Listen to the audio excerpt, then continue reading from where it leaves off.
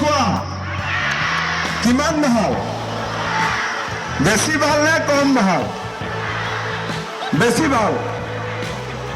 দে কেইটামান আগত ওলাই আহ তেতিয়া ভাল লাগিব নাচিবৰ কাৰণে কেইটামান ওলাই আহ চলি পলি 2014 চনলৈ 2014 চন 2013 চন 12 চন আমাৰ অসমখন কেনেকুৱা আছিলে চাৰিওফালে আন্দোলন কৰবাত কৰবাত বোমা বিস্ফোৰণ কৰবাত কৰবাত হত্যা কৰবাত কৰবাত অপহৰণ বড়ো আন্দোলন কাৰ্বি আন্দোলন ডিমাচা আন্দোলন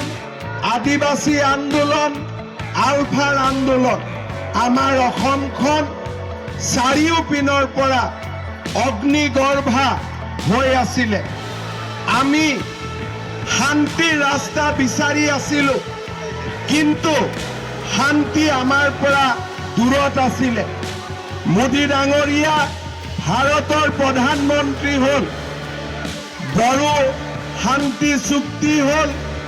কাৰ্বি শান্তি চুক্তি হ'ল ডিমাচা শান্তি চুক্তি হ'ল আলফাৰ লগত চুক্তি হ'ল যিখন অসমত এদিন বন্দুক গুলি গ্ৰেনেডৰ শব্দত বহাগ বিহু আহিছিল এইবাৰ সেইখন অসমত কুলি কেতেকীৰ মিঠা মাতত বহাগ বিহু আমি উপভোগ কৰিছো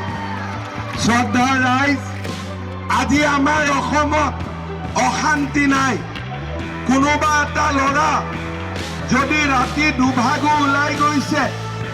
আমি চিন্তা কৰিবলৈ ৰাইজে চৰকাৰক আশীৰ্বাদ দিয়ে শ্ৰদ্ধা ৰাইজ 2019 চনত আপোনালোকৰ মনত আছে আমাৰ গোটেই অসম আৰু বিশ্বত কোভিড আহিছিলে মোদী ডাঙৰীয়াই সেই কোভিডৰ সময়ত আমাক ভেকচিন ঘৰে ঘৰে পঠিয়াইছিলে মোদী ডাঙৰীয়া ভাৰতৰ এজনেই প্ৰধানমন্ত্ৰী যিজন প্ৰধানমন্ত্ৰীয়ে আমাৰ অসমৰ ঐতিহ্য আৰু আমাৰ পৰম্পৰা সন্মান কৰে ডিঙিত গামোচা